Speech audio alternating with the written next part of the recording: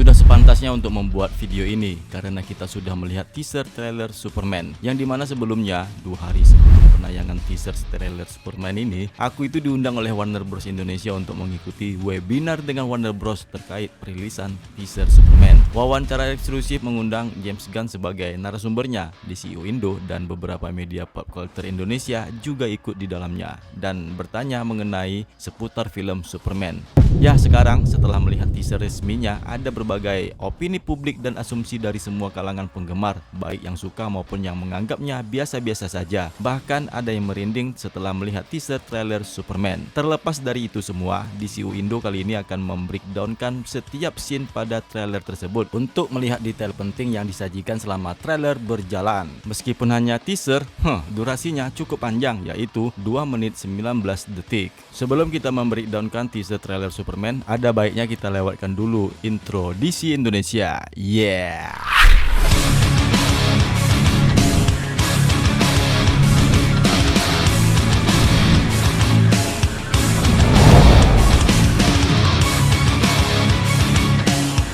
Crypto. Home. Daily home. Trailer dibuka dengan menampilkan daratan Antartika yang letaknya itu berada di kutub utara. Sebagaimana yang kita ketahui bersama, terlebih kalian sebagai penggemar berat Superman, lokasi Antartika merupakan base atau tempat rahasianya Superman yang disebut Fortress of Solitude. Penjelasan lebih lanjut akan disampaikan pada scene yang berikutnya. Tiba-tiba di atas langit nih ada terlihat sosok yang melaju jatuh ke daratan salju Antartika, yang ternyata itu adalah Superman yang diperankan oleh David Corenswet dengan kondisi yang tidak berdaya, menghirup nafas yang terlihat sangat kritis.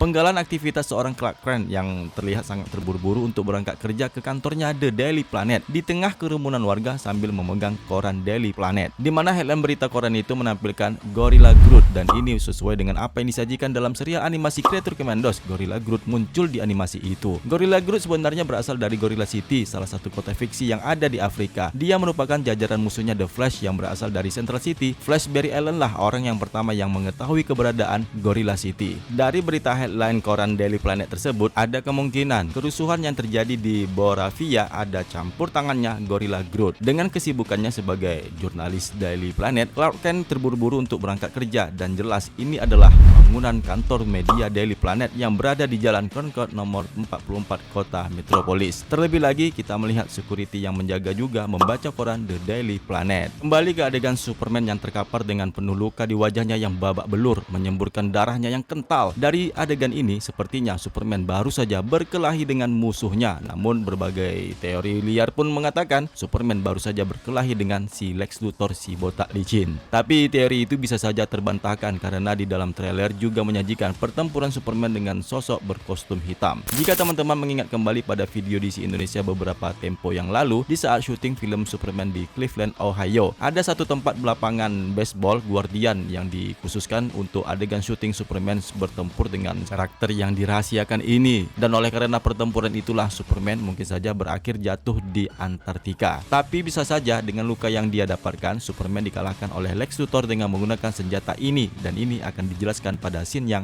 berikutnya. Dengan keadaan yang kritis dan penuh harapan, musik gemuruh angin berubah menjadi musik rock melodi gitar untuk backsound Superman aransemennya John Morphy dengan menggabungkan karya aslinya Superman 1978 karya John Williams, dan muncullah nama sutradara dari film Superman, James Gunn. Ya, James Gunn lah selaku orang yang bertanggung jawab dalam penyusunan proyek-proyek film DC Universe bersama Peter Safran untuk membentuk jajaran film sinematik DCU. Pada kali ini, transisi DCU ke DCU berubah dengan menyebutnya menjadi sebagai Chapter 1 Gods and Monsters. Adegan kemudian berada di dalam suasana kesibukan karyawan Daily Planet. David Corenswet yang menjadi pemeran ganda sebagai Clark Kent terlihat menjalani rutinitas dan kesibukannya sebagai seorang jurnalis sambil menelpon. Di sana ada Cat Grant yang diperankan oleh Michael Hoover yang berjalan di depannya dengan sangat terburu-buru, dan di belakangnya ada Steve Lombard yang diperankan oleh Beck Bennett. Beberapa siaran televisi menampilkan wawancara, dan stasiun televisi itu adalah Galaxy Broadcasting Broadcasting System adalah jaringan berita utama di DC Comics Universe dan juga ditampilkan nih beberapa kali di DCEU sebelumnya, termasuk film pertamanya Man of Steel. GBS juga ditampilkan pada serial animasi Creature Commandos. Bentuk logonya pun mirip dengan yang ada di film Superman nantinya. Tentu saja mirip ya kan, karena film serial animasi Creature Commandos merupakan bagian dari proyek DCU James Gunn. Terlihat di pojokan ini adalah Lois Lane yang diperankan oleh Rachel Brosnahan yang sedang berada di meja kerjanya. Di sebelah mejanya itu adalah meja kerjanya si Clark Kent, dan ini dapat dijelaskan pada scene yang berikutnya. Terlihat nih si Lois Lane sangat cantik sambil menikmati kopi di kantornya dengan gelas yang berlogo Daily Planet. Di belakangnya terlihat jelas juga siaran berita Galaxy Broadcasting System. Di saat Clark Kent yang tengah sibuk menelpon dan menduduki kursi kerjanya, Lois pun sempat untuk melihatnya, dan inilah ya Clark Kent dengan setelan rambut khasnya mirip yang ada di komik, berkacamata dengan wajah yang polos. Banyak nih yang bertanya, Superman dan Clark Kent kenapa nggak ada senyumnya ya? Ya jelas saja tidak ada senyum ya kan, karena Clark Kent adalah sosok yang polos dan lugu. Bagaimana mungkin dia memiliki wajah yang selalu tersenyum? Mungkin nantinya di trailer selanjutnya kita akan melihat ada scene Clark Kent yang terlihat senyum, atau mungkin di filmnya nanti rilis pada bulan Juli 2025. Sedangkan Superman kenapa tidak ada scene yang tersenyum? Dapat dijelaskan sepanjang trailer yang berdurasi 2 menit lebih hanya menyajikan kata Crypto, home, take me home. Sisanya hanya dialog ucapan orang lain dan satu orang anak kecil yang melantunkan kata ucapan Superman. Lanjut ke trailer, tatapan Clark Kent ini mungkin ke arah berita televisi, namun kita hanya berasumsi ada peristiwa yang terjadi di luar sana. Ya, James Gunn adalah mantan sutradara dari jagat sinematik Marvel Cinematic Universe, dan setidaknya ada 3 film garapannya yang semuanya adalah trilogi dari Guardian of the Galaxy. Scene selanjutnya di peternakan keluarga Kent. Dari jauh terlihat Clark Kent yang sedang duduk sendirian, namun di scene berikutnya ternyata dia bersama orang tua angkatnya Jonathan Kent yang diperankan oleh Prue Taylor Vince. Baju kemeja mereka terlihat sama namun berbeda dari segi warna. Clark memeluk ayah angkatnya dengan wajah yang murung. Lagi-lagi Clark Kent tetap tidak ada wajah yang tersenyum. Kemungkinan ini adalah adegan duka di mana ibunya Martha Kent diculik atau dalam keadaan yang berbahaya, atau mungkin saja kedua orang ini menceritakan tentang kedamaian. Jika kita kembali ke film Zack Snyder Man of Steel tahun 2013, ayahnya menjelaskan kekuatan super anaknya itu adalah sebuah anugerah dan digunakan untuk kebaikan. Mungkin saja ini adegan sama yang ada di trailer Superman DCU. Hal ini menyiratkan James Gunn terinspirasi dari film Zack Snyder dan menghargai karyanya. This summer, ya film ini akan dirilis pada musim panas atau di pertengahan tahun 2025. Tepatnya yaitu tanggal 11 Juli tahun 2025. Kembali ke Superman yang terkapar dan tidak berdaya, dia bersiul sebagai tanda untuk memohon bantuan. Tulisan It Begins pun ditampilkan yang maksudnya dimulailah alur timeline DCU ini yang bersiap untuk diluncurkan pada film pertamanya DCU Chapter 1 Gods and Monsters. Sebagai tanggapan, siulan Superman itu ditanggapi dengan deburan salju yang bergerak ke arahnya, dan terungkap akhirnya yang datang membantunya adalah si anjing Superdog Crypto yang menghampiri dan menjilat-jilat wajah lukanya Superman. Oke, kita ulas sedikit mengenai si anjing Super Crypto. James Gunn adalah orang satu-satunya sutradara pertama yang menampilkan Crypto the Superdog semenjak zamannya Richard Donner di film Superman tahun 1978. Meskipun sebelumnya 2 tahun yang lalu, tepatnya itu di tahun 2022, Crypto pernah ditampilkan di bioskop, hanya saja ya berbentuk animasi 3 dimensi pada film DC League of Super Pets. I know you're hurting, but join our pack. Di serial Titans juga menampilkan Crypto yang menjadi asistennya Superboy. Dengan menambahkan karakter tambahan Crypto, James Gunn yang mengaku sebagai fans Superman juga memiliki seekor anjing di kehidupan nyatanya. Anjingnya itu diberi nama Ozu. Hanya saja Crypto yang ditampilkan ini tidak seperti di komik. Di komiknya Crypto tidak memiliki bulu yang halus, hanya melekat di kulitnya saja. Seperti anjing peliharaannya James Gunn, Ozu diambillah seperti itu untuk memperkenalkan kepada dunia anjing Crypto mirip dengan anjing Ozunya James Gunn. Ya, meski ada kesan sedikit narsis, James Gunn sepertinya butuh pengakuan. Tidak hanya di sini, dia juga menampilkan nama dan animasi gambarnya di serial animasi Creature Commandos sebagai penulis naskah. Kembali ke trailer. Crypto. Home.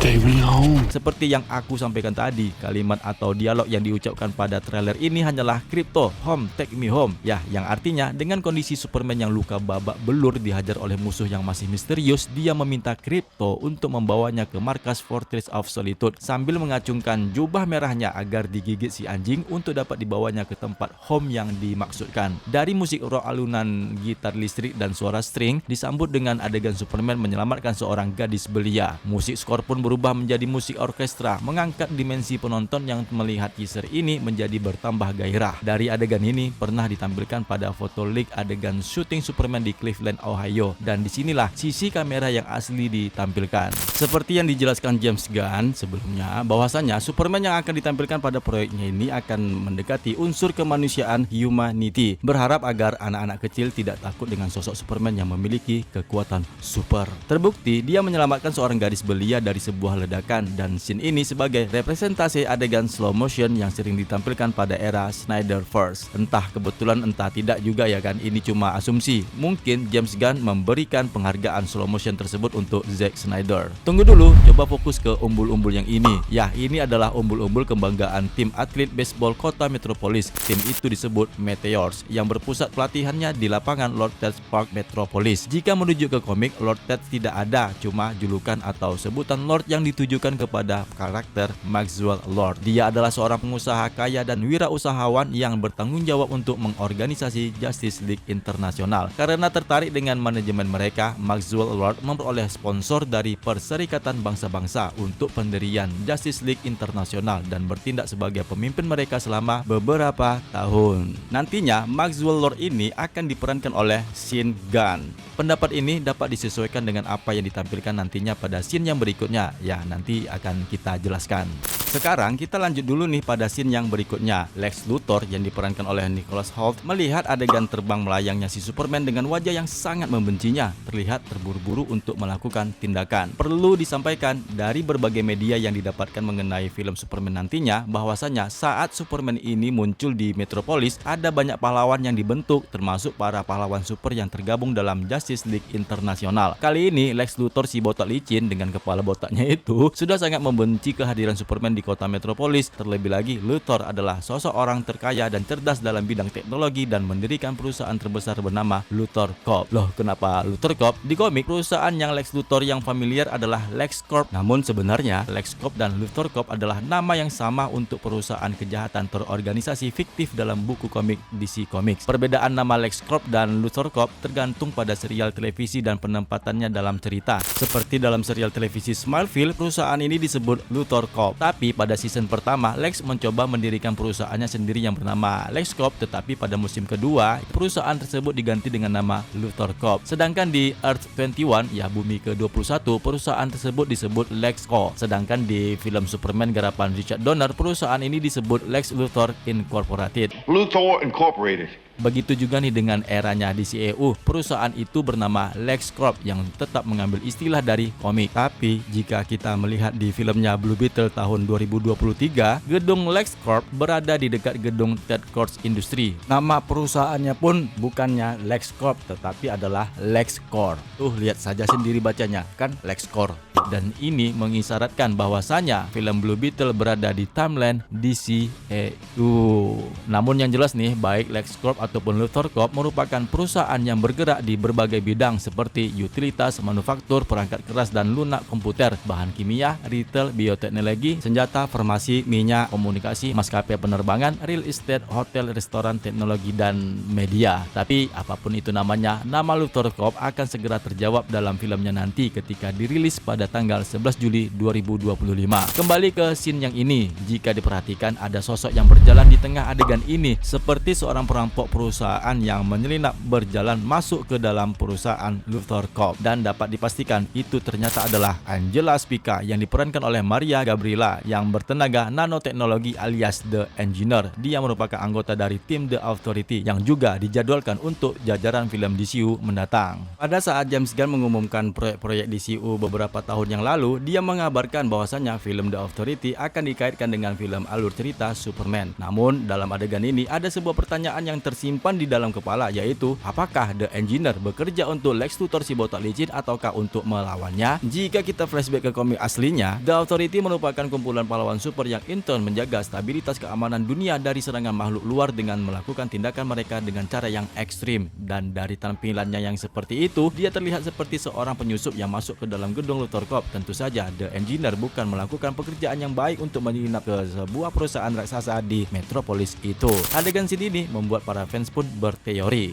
Coba kita kembali ke film James Gunn The Suicide Squad tahun 2021. Dapat diketahui Bloodsport yang diperankan oleh Idris Elba pernah menembak Superman dengan peluru kryptonit. He's in prison for putting Superman in the ICU with a kryptonite. Di mana adegan Lex Luthor yang memegang senjata api ini bisa jadi merupakan kajian ilmiahnya terhadap apa yang dilakukan Bloodsport, pengungkapan senjata baru yang direncanakan si Lex Luthor si botak licin untuk digunakan melawan Superman. Atau kilas balik yang mengungkapkan bahwa Lex lah yang memasuk Bloodsport untuk persenjataan yang dibutuhkan untuk membunuh Man of Steel, lengkap dengan penampilan singkat Idris Elba. Namun, jika adegan itu ditampilkan, tentu sangat dinantikan, ya enggak? Nah, adegan ini juga ada narasi kalimat Superman yang diucapkan oleh seorang pria belia yang nantinya akan ditampilkan pada scene berikutnya. Tapi kita harus melewatkan dulu adegan yang ini. Superman sepertinya berada di dalam tahanan kaca dan bersiap untuk menghancurkan dinding kaca itu. Jika kita perhatikan ada bentuk manusia atau bukan yang berada di sebelahnya, teori pun mengungkapkan itu adalah subjek B-Zero atau yang dikenal sebagai Bizarro.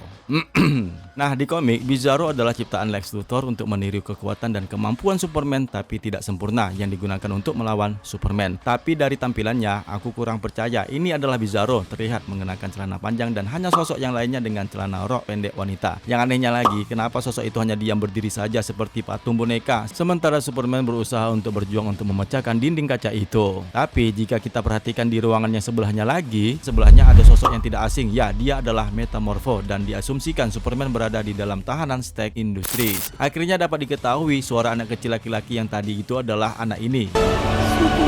Ya, dengan penuh harapan dia mengharapkan bantuan Superman untuk menyelesaikan konflik di daerahnya, Boravia. Terlihat dia berjuang keras untuk mendirikan bendera berlogo S-nya Superman dengan berlatar warna kuning, di mana sebenarnya ini adalah adegan konflik sipil. Hal ini merupakan referensi mendalam ke salah satu komik Superman edisi kedua tahun 1939. Dalam cerita komik tersebut, Superman ikut campur dalam konflik sipil di negara fiksi Eropa bernama Boravia, tetapi kemudian menemukan rencana pedagang senjata untuk menyebarkan senjata kimia dalam konflik tersebut. Superman pun menggagalkan rencana itu dan kemudian menggunakan intimidasi berkekuatan super untuk menengahi pembicaraan damai dan akhirnya menyelesaikan perang saudara untuk selamanya. Akan menarik untuk melihat apakah dunia yang diciptakan James Gunn untuk Superman-nya akan menerima campur tangan sepihak sang pahlawan dalam urusan luar negeri. Lanjut ke adegan scene di mana Superman dikerumunin warga Metropolis dengan sosok kehadirannya yang membuat warga membencinya meskipun sebelumnya dia sempat menyelamatkan seorang gadis belia. Dia memasuki sebuah gedung yang didemo oleh puluhan warga yang membencinya. Di dalam gedung itu dia berdiri di depan sebuah monumen atau istilah yang lainnya. Scene kamera pun mengambil dari dekat dan ada tulisan Stark Industries. Nah, dalam adegan ini Superman berada di kantor perusahaan Stark Industries. Selain Luthor Corp dan Lord-Sex yang ditampilkan, ada perusahaan lainnya yang akan ditampilkan juga dalam film Superman nantinya. Tentu saja ada beberapa circle atau kelompok yang memiliki kepentingan masing-masing di dalam film ini, baik Luthor Corp, Lord-Sex ataupun Stark Industries, bahkan Amanda Waller juga terlibat. Namun adegan yang ini Superman mengunjungi perusahaan yang berbeda, yaitu Stark Industries. Stark Industries ini dikelola oleh seorang yang bernama Simon Stark, seorang industrialis kaya raya yang dikenal sebagai pelopor terbaru dalam bidang teknik, kimia, dan genetika. Yang jelas adegan ini tentu saja Superman baru saja bertarung dengan sangat dahsyat. Lihat saja tuh kostum di dadanya seperti terbakar. Scene berikutnya menampilkan dua orang pahlawan bentukan Lord-Sex, Green Lantern Guy Gardner yang diperankan oleh Nathan Fillion dan Hawkgirl yang diperankan oleh Isabella Merced. Mereka berdua sepertinya membantu Superman. Guy Gardner mengeluarkan tembakan sinar lentera hijaunya kepada warga yang ada di luar gedung yang berdinding kaca dan tidak mengakibatkan ledakan. Di belakangnya terlihat ada Mr. Terrific yang juga merupakan tim dari Lord-Sex Justice League Internasional. Jadi terungkap nih bentukan pahlawan yang dikumpulkan Maxwell Lord sebagai sebagai pemilik Justice League Internasional adalah 3 orang, yaitu Mr. Terrific, Green Lantern Guy Gardner, dan Hawk Girl. Mirip seperti di komiknya, Green Lantern Guy Gardner memang memiliki rambut gaya yang seperti itu ketika dia berada di tim Justice League Internasional. Ya, berbeda style rambutnya lah ketika dia sudah bergabung dengan Green Lantern Corps. Dapat dijelaskan, Hawk Girl bekerja untuk pasukan pahlawan bentukan Maxwell Lord, tetapi sayap dan persenjataannya merupakan jendela menuju cerita mitologi Hawk yang jauh lebih besar yang dapat menjangkau waktu dan kosmos. Sedangkan ini Mr. Terrific yang bernama asli Michael Hawk adalah seorang jenius, penemu dan atlet luar biasa yang kehilangan keluarganya pada sebuah kecelakaan yang tragis. Dengan menggunakan teknologi dan penemuannya yang unggul untuk melawan para pelaku kejahatan dan bekerja sebagai ahli strategi utama bagi para pahlawan dan tim DC yang lainnya. Trailer tersebut menunjukkan bagaimana Terrific adalah pasukan satu orang yang menggunakan T-Spear miliknya. Sedangkan Green Lantern Guy Gardner merupakan salah satu anggota Green Lantern Corps yang paling kasar dan egois. Kehadirannya menjadi benang merah untuk serial Lanterns yang akan dirilis setahun kemudian setelah penayangan film Superman. Aksi terbangnya si Hawk Girl ini sangat sederhana. Bisa saja dia sedang membantu menyelamatkan Superman yang diserang oleh monster naga kaiju. Istilah kaiju ini sudah ditampilkan dalam film The Suicide Squad. Oh my God, Miss Waller!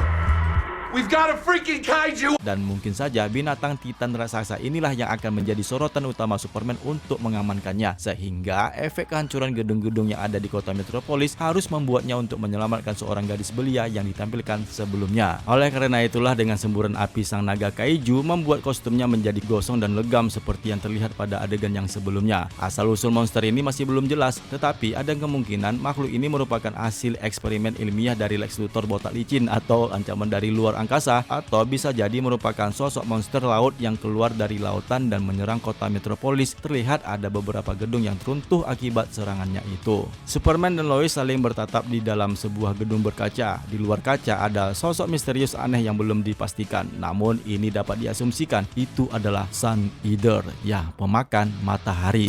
Sosok itulah yang menjadi ancaman yang lainnya bagi Superman yang mungkin memerlukan solusi dari karakter yang lainnya, yaitu Metamorpho. Sun Eater adalah bola energi raksasa yang terlihat menyerang metropolis. Sebenarnya James Gunn telah menjadikan scene ini sebagai bagian dari trik marketing film Superman sejak gambar foto teaser resmi pertama disebar. Jadi kita tahu ini akan menjadi momen penting dalam film tersebut. Perlu disampaikan, Sun Eater adalah senjata berakal yang memakan bintang dan menyerap energi yang dihasilkannya dalam pengulangan yang tidak berujung. Sun Eater ini merupakan bagian dari alur cerita klimaks dari film animasi dan komik yang sama, All Star Superman karya Grant Morrison, yang juga merupakan referensi James Gunn untuk komik tersebut, yang secara terbuka disebut James Gunn sebagai pengaruh yang besar bagi film Superman-nya. Jika itu bukanlah Sun Eater, berarti teori penggemar yang lainnya itu yang menyatakan itu adalah Brainiac sepertinya masuk akal. Oke, adegan ini cukup sensasional. Clark Kent dan Lois sepertinya sudah jatuh cinta. Mereka berpacaran dan ya mereka pun ada berkesempatan untuk berciuman. Nah, kalau adegan yang ini, kupikir pertama kali adalah G.I. Robot, tapi melihat lokasinya yang tidak asing, ternyata ini adalah robot Kelex. Lihat saja tuh, lokasinya berada di Fortress of Solitude. Scene ini sangat singkat, meskipun singkat terlihat menyeramkan dengan menampilkan Superman yang kelelahan karena pertempuran dan memegangi robot penjaga Fortress of Solitude Kelex, mantan asisten robot ayahnya si Superman, yaitu Jor-El, yang kalau di komik dia itu diciptakan kembali oleh senjata AI Krypton yang jahat dan peniru Superman, yaitu The Eradicator, sebagai bagian dari penghormatan Fortress of Solitude terhadap budaya Krypton. Jika robot Kelex sekarat, maka markasnya itu akan menjadi runtuh seperti yang ditunjukkan pada adegan ini. Ya, tentu saja itu pertanda Superman akan kehilangan salah satu koneksi terakhir yang paling penting dengan budaya aslinya sebagai pewaris Kryptonian. Nah, ini adalah Rex Mason alias Metamorpho yang diperankan oleh Anthony Kerrigan seperti yang aku sampaikan sebelumnya. Nah, awalnya dia ini adalah seorang bayaran yang disewa oleh Simon Stagg untuk mengambil artefak yang disebut Orb of Ra, ya, yang ada di Mesir. Hanya saja dia itu dikhianati dan ditinggalkan dalam keadaan yang sekarat oleh pengawalnya sendiri, Simon Stagg, yang akhirnya tanpa sengaja Simon telah menciptakan seorang pahlawan super, yaitu Metamorpho. Cahaya Meteor of Ra itu mengubah Rex Mason menjadi makhluk yang mampu mengendalikan seluruh tubuhnya pada tingkat molekuler dan menjuluki dirinya sebagai Metamorpho. Dia ini dapat meregang seperti Elastic Man, membengkokkan diri ke bentuk apapun seperti Plastic Man, tetapi juga dia dapat mengubah bagian tubuhnya menjadi berbagai zat padat, cair, gas atau bahan kimia yang lainnya. Dari pernyataan ini terungkap bahwasanya Metamorpho merupakan orang aneh miliknya Simon Stagg. Beberapa gedung yang hancur bertabrakan seperti yang aku sampaikan tadi. Kemungkinan adegan ini di mana terjadinya pertempuran monster naga kaiju melawan Superman. Sedangkan untuk adegan yang ini, ya sekali lagi kita melihat Lex Luthor si botak licin, tapi kali ini dengan wajah yang kesal dan goresan luka di wajahnya. Sepertinya sosok berkepala pelontos ini, Lex Luthor, benar-benar terpuruk pada scene yang ini.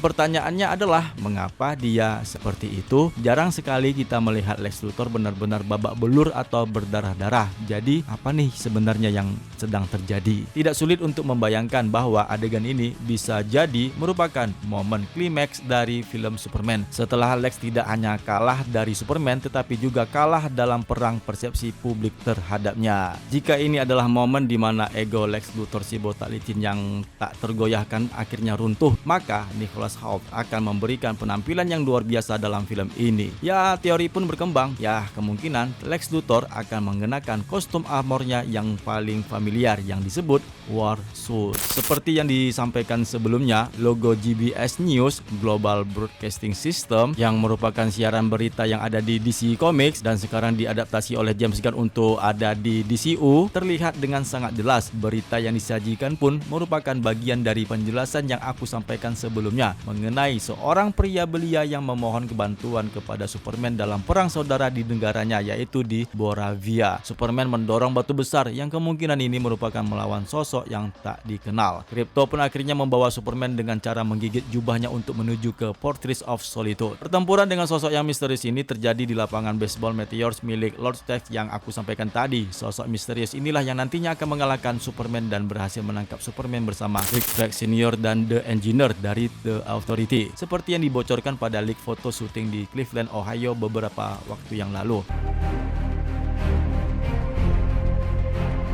Tetapi banyak juga nih komentar yang menyatakan sosok misterius berkostum hitam itu adalah Ulysses atau kemungkinan besar adalah Ultraman. Selanjutnya adegan Mr. Terrific yang diperankan oleh Eddie Giategi, di mana dia berhadapan dengan tentara bayaran bersenjata. Dia terlihat memancarkan medan gaya cahaya merah seperti kubah pelindungnya untuk melindungi dirinya dari tembakan peluru melalui penggunaan bola robot yang mengambang. Ini hanyalah salah satu dari sedikit kekuatan yang dimiliki bola-bola itu di halaman DC Comics. Bola-bola itulah yang disebut di Spear. Bola-bola tersebut dapat juga melakukan proyeksi holografik, meretas mesin dan menghasilkan ledakan energi. Selain itu, topengnya si Mr. Terrific berfungsi ganda sebagai sistem komunikasi dan memberinya kemampuan untuk mendeteksi berbagai bentuk energi di sekitarnya. Tidak jelas tentara-tentara ini berasal dari pihak mana dan mengapa menyerang Mr. Terrific. Namun tentara ini adalah pasukan tentaranya Poco Listan yang pernah ditampilkan pada serial animasi Creature Commandos. Ya, itu hanya sebuah teori. Tapi ada juga nih, karena ada yang membantahnya, itu adalah tentara pasukan Luthor Corps Army miliknya si Lex Luthor untuk menyerang tim pahlawan Lord Stagg miliknya Maxwell Lord. Ya, bisa jadi perseteruan antara beberapa kubu akan terjadi di film ini. Lex Luthor dengan caranya sendiri, Maxwell Lord dengan caranya sendiri, dan begitu juga dengan Simon Stagg. Bahkan Amanda Waller juga ikut terlibat. Oke, kalau tadi Lois berciuman dengan Clark Kent, sekarang Lois berciuman dengan Superman sambil melayang di udara. Dalam kobaran api, Superman terbang dan meluncur ke atas langit, di mana adegan terbangnya itu James Gunn pernah menyatakan dia mengambil dari teknik pengambilan syuting film Top Gun Maverick. Adegan pun berakhir dengan Superman yang berpegangan tangan dengan Lois Lane, kemudian memeluk sebagai persiapannya untuk bertempur melawan sosok Either Sun. Trailer pun ditutupin dengan tanggal perilisan film Superman tanggal 11 Juli 2025.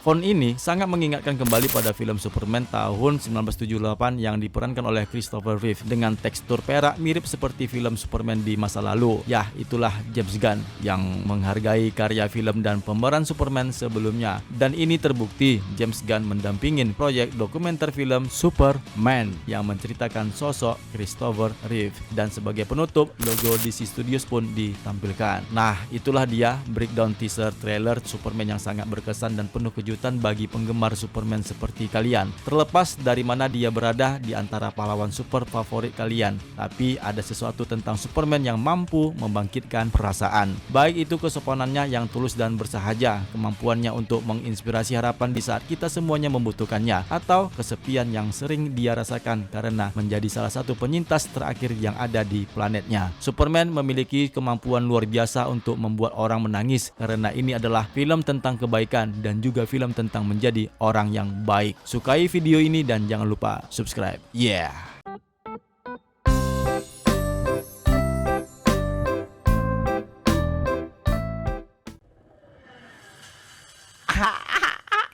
Ya,